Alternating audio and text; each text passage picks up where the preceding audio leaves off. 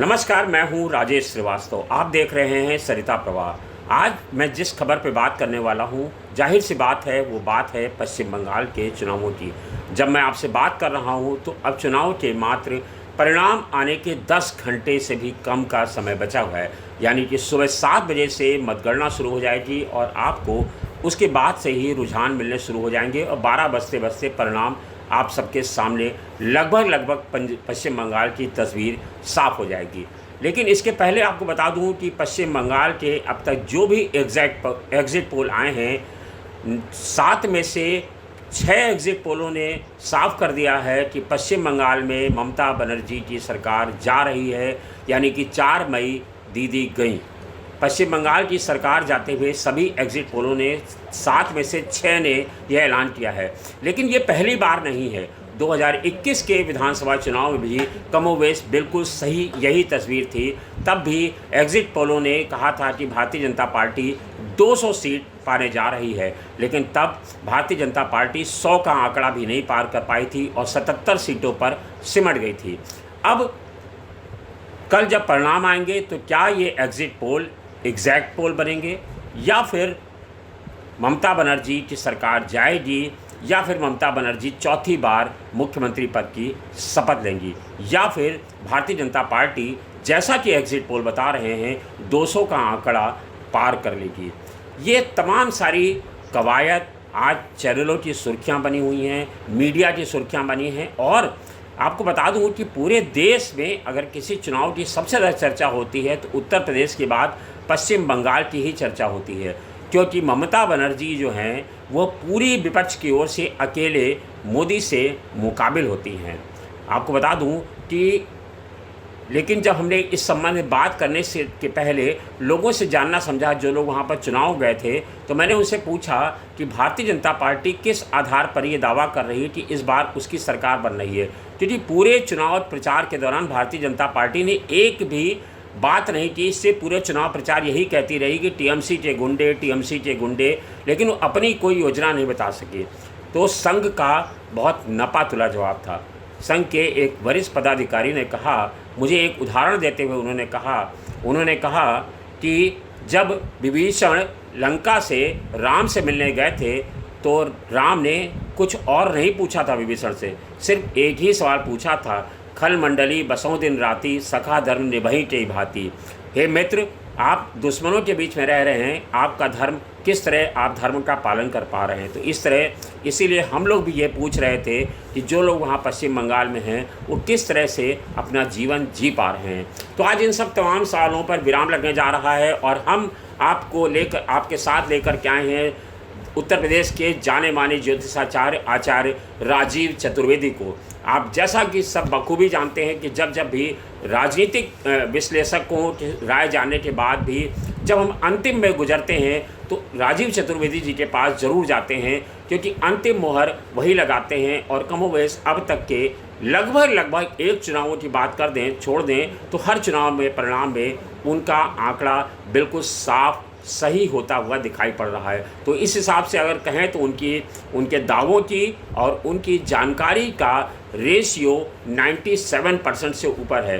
तो मुझे लगता है इनसे ज़्यादा एग्जैक्ट कोई और नहीं बता सकता है। तो कल पश्चिम बंगाल में क्या होने जा रहा है, ममता बनर्जी 200 पार का आंकड़ा भाजपा कर लेगी या ममता बनर्जी चौथी बार अपनी सरकार बनाएगी। राजीव जी नमस्कार, कैसे हैं आप? नमस्कार, ओम नमः शिवाय। ईश्वर कृपा, गुरुदेव के श्री चरणों का आशीर्वाद है। राजीव जी, ये पश्चिम बंगाल में कल चुनाव परिणाम आने जा रहे हैं 10 तारीख। कल 4 तारीख को सुबह चुनाव परिणाम शुरू हो जाएंगे, मतगणना शुरू हो जाएगी। तो अब ये सवाल चूँकि पूरे देश में जनता के बीच में मुँह बाए खड़ा हुआ है। हालांकि अब रात भर की बात ही है, लेकिन यही रात अंतिम, यही रात बाकी। तो ये जो रात है, ये रात लोगों की गुजर नहीं रही है। तो इस रात पे मैं चाहता हूं कि आप ऐसे स्पष्ट जवाब दें कि लोग सुकून से सो सकें कि अगली सुबह जब वो उठेंगे तो उनके ममता दीदी उनके राज्य में होगी या फिर मोदी सरकार वहाँ पहली बार भाजपा सरकार बनती हुई दिखाई पड़ रही है। क्या कहते हैं आपके ज्योतिष के आंकड़े, क्या कहते हैं आपके गणनाएं, क्या कहती है ग्रहों की चाल? राजेश जी, प्रथम चीज मैं आपसे बता दूं कि ज्योतिष का आंकड़ा, जो ग्रहों की चाल होती है, ये व्यक्ति की जो एक्चुअल डिटेल होती है उस पर निर्भर करती है। ममता बनर्जी जी की जो जन्म समय की जानकारी गूगल के माध्यम से प्राप्त हुई है, उसके अनुसार 5 जनवरी सन 1955 को दोपहर 12 बजे कलकत्ता में इनका जन्म हुआ। ये गूगल ने बताया।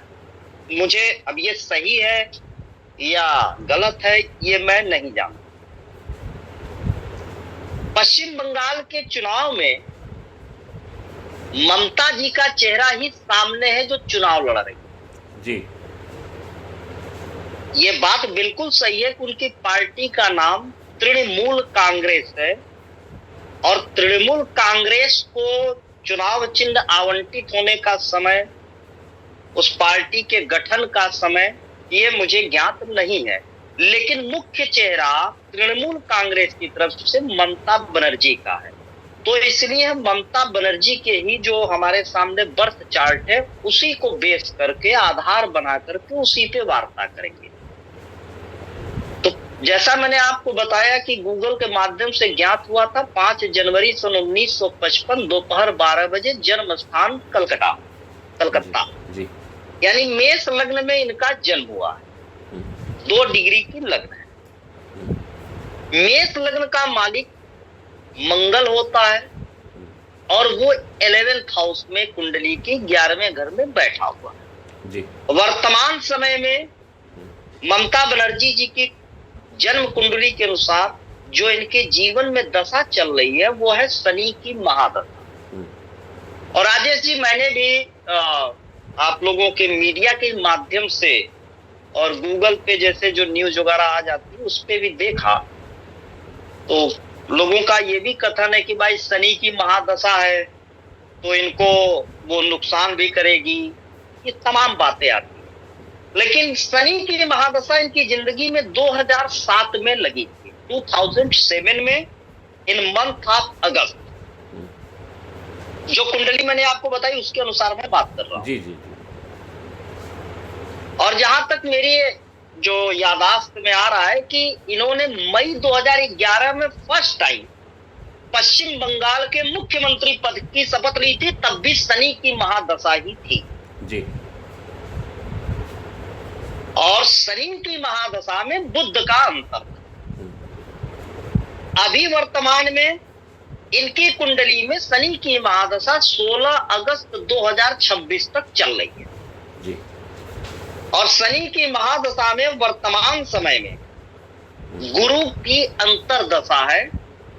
और जो 4 मई को आपने बताया अभी कि जो मैंने सुना कि कल से मतगणना होकर के रिजल्ट डिक्लेयर होना है, यानी कल 4 मई है, तो 4 मई को शनि की महादशा, गुरु की अंतरदशा में राहु का प्रत्यंतर होगा और राहु के प्रत्यंतर में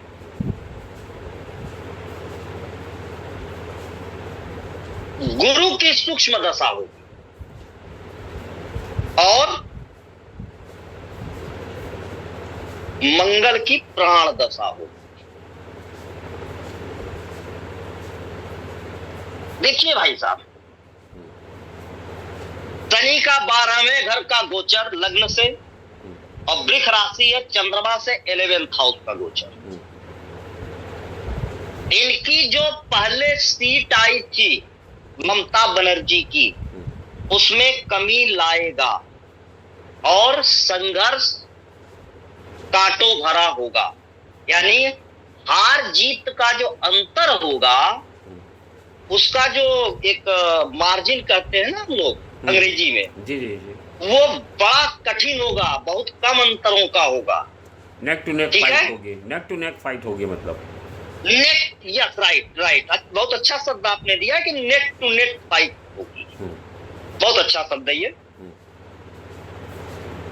अब ज्योतिष शास्त्र के अनुसार जो गणना निकल के आती है कि सीट तो कम आएगी, लेकिन गुरु का जो गोचर है इनके तीसरे घर में हो रहा है जो इनको सहयोग दिलाएगा। लग्न से तीसरे घर में, चंद्रमा से सेकंड हाउस में, और उसी शनि की महादशा में गुरु की 2 मई से, सॉरी यस, शनि की महादशा में गुरु की अंतरदशा चल रही है। गुरु की अंतरदशा में शुक्र का प्रत्यंतर है, वो शुक्र का कह रहा हूं मैं, सॉरी, राहु का प्रत्यंतर है। और राहु इनकी कुंडली में, सूर्य बुध राहु तीनों 9th हाउस, जिसको धर्म और भाग्य कहते हैं, और 9th हाउस में बैठा हुआ राहु, मैं आज आपको एक चीज बता देता हूं, वो साइकोलॉजी का बहुत अच्छा जानकार बनाता है। तो साइकोलॉजी का मतलब कि अपने राज्य की पब्लिक का साइकोलॉजी क्या है, मानसिकता क्या बन रही है, इसको रीड करने में ममता बनर्जी को महारत हासिल होगी। जी वो है। ये जहां भी रहेंगी, ये लोगों की साइकोलॉजी को बहुत अच्छे से पढ़ेंगी। ये इनकी कुंडली का योग है। और राहु को हमारे ज्योतिष शास्त्र में छाया ग्रह कहा गया। छाया का अर्थ है, जैसे हमारे आपके शरीर की जो छाया होती, जिसको हम परछाई कहते हैं, कभी वो छोटी हो जाती, कभी बहुत बड़ी हो जाती है, उसका अनुमान नहीं लगाया जा सकता। ठीक उसी तरीके से राहु अप्रत्याशित परिणाम भी देता है, जो अनुमान से परे हो। ठीक है। और वर्तमान में राहु का गोचर चंद्रमा से, वर्तमान में जो राहु का गोचर वो चंद्रमा से 10th हाउस में और लग्न से 11th हाउस में है। 10th हाउस कर्म, 11th हाउस आय। कम तो करेगा सीट, लेकिन सरकार, प्रबल संभावना है ममता बनर्जी की कुंडली के आधार पर कि ये सरकार बना लेगी। जी, यानी ममता बनर्जी चौथी बार मुख्यमंत्री बनते हुए आप दिखाई पड़ रहे हैं। हाँ, अभी तो समीकरण यही है इनका। अगर ये कुंडली यदि सही है, और मैं इसी को सही भी मान रहा हूं, क्योंकि इस पे बहुत सी एनालिसिस इनका मैंने भी आपसे भी अभी तुरंत में भी किया, और पहले कई बार देखा भी है। जो इनका बिहेवियर है, जो इनका व्यवहार है, जो इनकी कार्यशैली है, वो भी इस कुंडली के मुताबिक इसके अनुरूप ही है। अब हम बात करते हैं भारतीय जनता पार्टी की। भारतीय जनता पार्टी ने भी हाल फिलहाल के चुनाव में अच्छी सफलता पाई है बिहार में। जी। लोकसभा के चुनाव में भी सफलता मिली थी, लेकिन सीटें कम हुई थी। जी, बहुत कम हो गई थी। जी, कम हुई थी, लेकिन सरकार बनी। हाँ, उनको समर्थन लेना पड़ा। देखिए, सरकार बनना, हाँ लेना पड़ा, लेकिन सरकार बनाया उन्होंने। ठीक उसी तरीके से अभी मैंने क्या कहा, सीटें कम हो रही नहीं, सरकार बन जाएगी। बात यहाँ पे है कि क्या मुख्यमंत्री पद की शपथ ममता बनर्जी ले पाएंगी। मुख्य मुद्दा यही है। मुद्दा ये नहीं है कि सीट कितनी आएगी, क्योंकि ज्योतिष में मुझे अभी ये ज्ञान नहीं हो पाया है कि मैं सीट का आंकड़ा बता दूं कि भैया 300 में से 250 नंबर आ जाएंगे। जी। ऐसा अभी मुझे नहीं, कहीं स्टडी में मेरे अध्ययन में नहीं आया, इसलिए उस पर मैं कुछ नहीं कर सकता। पद प्राप्ति का योग बन रहा है, सहयोग मिल जाए। यानी 4 मई के बाद ममता बनर्जी मुख्यमंत्री रहेंगी। प्रबल योग है, क्योंकि भारतीय जनता पार्टी से मुख्यमंत्री पद का चेहरा कौन है मुझे नहीं पता, मैं नहीं जानता। शुभेंदु हैं। अब मुझे ये जानकारी नहीं थी, अभी आपने बताया, मुझे नहीं जानकारी थी, क्योंकि राजनीतिक उसके गलियारों की बहुत ज्यादा मैं जानकारी नहीं रखता। हाँ, थोड़ा सा अपने देश की जानकारी रखता हूँ, जैसे आजकल पेट्रोल गैस वगैरह की जो बातें चल रही हैं, इस पर कैसे हम लोग विस्तार से बात करेंगे। जी बिल्कुल। अब भारतीय जनता पार्टी की कुंडली देखिए, जैसा भी मैंने कहा, बिहार में देखिए उन्होंने सफलता प्राप्त की है, नीतीश कुमार जी के साथ मिल करके किया। जी। राइट, अब उनकी सरकार बन गई, यानी वहां नीतीश जी के साथ अब बन गई है। अब इसलिए सरकार कब बनी है आप देखिए, ये शपथ ग्रहण कब हुआ है इनका, ये जो डिसाइड हुआ अभी पिछले महीने, क्या नाम है उनका, पिछले महीने हुआ है। अरे पिछले महीने मतलब अप्रैल में। हाँ, अप्रैल में हुआ। अप्रैल में अब आप देखिए, भारतीय जनता पार्टी कुंडली के अनुसार मिथुन लग्न की कुंडली है भारतीय जनता पार्टी की। मैं आपको ये भी बता दूं कि भारतीय जनता पार्टी की भी ऐसे ही गूगल से ही मुझे मिला है, 6 अप्रैल 1980 11:45 न्यू दिल्ली, 11:45 में पार्टी का गठन हुआ था, जो हस्ताक्षर ये सब होके पूरा तैयार होता है। और डेट क्या है, 6 अप्रैल की, सन क्या, 1980। और कहाँ पे हुआ था, तो न्यू दिल्ली में। अब 6 अप्रैल 1980 के हिसाब से भारतीय जनता पार्टी की जो कुंडली बनेगी वो बनेगी मिथुन लग्न की, और इनकी जो राशि बनेगी वो होगी चंद्रमा, वृश्चिक राशि। चंद्रमा की जो राशि है, राशि चंद्रमा से देखते हैं तो चंद्रमा की जो राशि है वो वृश्चिक राशि में बैठा है, तो भारतीय जनता पार्टी की मिथुन लग्न और वृश्चिक राशि की कुंडली होगी। अब अप्रैल में, अब भारतीय जनता पार्टी की जैसे कि हम बात करें, सन 2024 की लोकसभा चुनाव कब हुआ था? मार्च अप्रैल ही था शायद जी। 2024 से हम शुरू करते हैं, आपको बताते हैं। चंद्रमा की महादशा में भारतीय जनता पार्टी ने लोकसभा का चुनाव लड़ा मोदी जी के नेतृत्व में।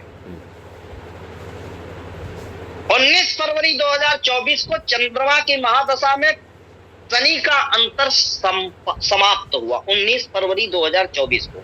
यानी 19 फरवरी तक में शनि ने अपना वो कार्य कर दिया जो इनकी सीटों के अंतर को घटा दिया। हाँ, चुनाव तभी चल रहे थे। एक चीज, दूसरी बात, शनि के बाद जो है चंद्रमा में बुध का अंतर दशा लग गई, और बुध उसका शत्रु, बुध से शत्रुता है, बुध का अंतर लग गया। बुध भारतीय जनता पार्टी कुंडली में केतु के साथ 9th हाउस में बैठा, और केतु ग्रह बुध को पीड़ित कर देता। तो जब रिजल्ट डिक्लेयर हुआ तो आपने देखा कि सीटें कम हुई,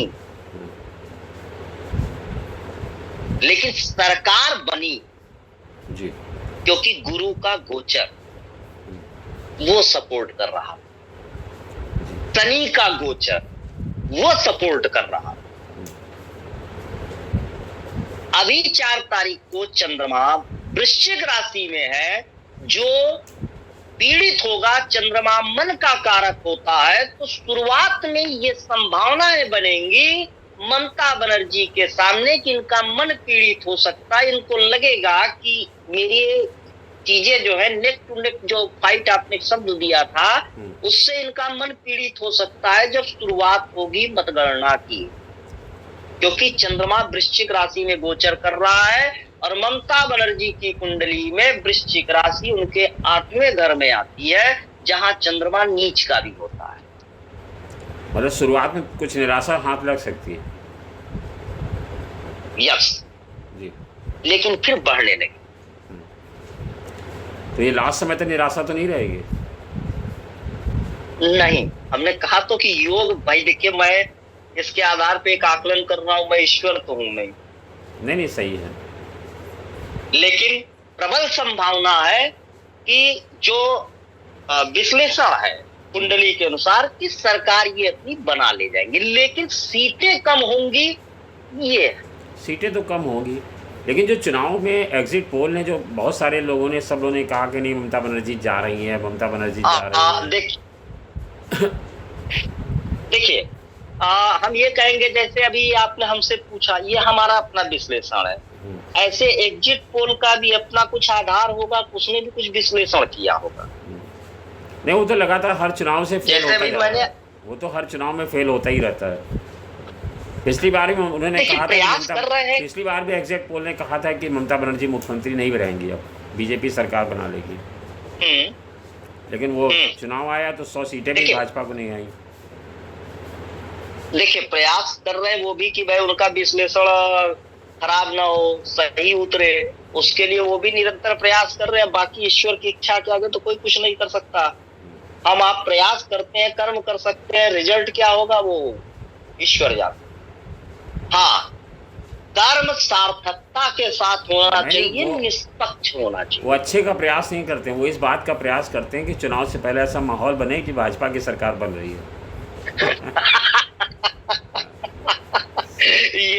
ये मैं नहीं कह सकता हूँ, इसलिए नहीं कि मुझे कोई भय या ऐसा कुछ है, क्योंकि इस चीज पे मैंने कभी गंभीरता से सोचा नहीं। जी। आपने सोचा होगा जरूर, तभी आपने कहा है।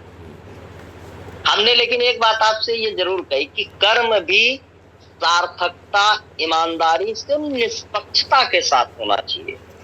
कर्म करते समय हमें निष्पक्ष होना चाहिए, तभी उसका सही प्रतिफल आता है। चलिए ठीक है राजीव जी, आपको मुझसे बात करने के लिए बहुत बहुत शुक्रिया। और आगे हम आपसे कई अहम मुद्दों पर अब जल्दी बातचीत करते रहेंगे। जिस मुद्दे की आपने बात की, पश्चिम एशिया में जो पूरा दुनिया में युद्ध छाया हुआ, इस पर हम एक जल्दी ही आपसे बात करेंगे। तब चूँकि हमारे दर्शक उस मामले में जानना एक चीज आपको ममता जी की कुंडली की एक चीज और बता दूं आपसे। जी जी जी। कि सूर्य का गोचर भी इस समय मेष राशि में है, जो इनके लग्न में है, और सूर्य को ग्रहों का राजा कहा जाता है, और मेष राशि में सूर्य उच्च का होता है। वर्तमान में कल वो उसका गोचर भी इनके लग्नगत चल रहा है। उससे इनको लाभ ममता मिले। जी का ये बहुत ही सपोर्टिव होगा, उससे बहुत लाभ होगा इनको जी। तो कल हम उम्मीद करें कि लाभ 4 मई को जब 12 बजेगा तो ममता बनर्जी का 12 नहीं बजेगा और आपकी भविष्यवाणी पूरी सही उतरेगी। अब मैं अपने दर्शकों को साफ बता दूं कि जी, आप राजीव चतुर्वेदी जी से भविष्यवाणी सुन रहे थे और इनका ये साफ मानना है कि कल जब परिणाम आएंगे तो ममता बनर्जी के पक्ष में आएंगे।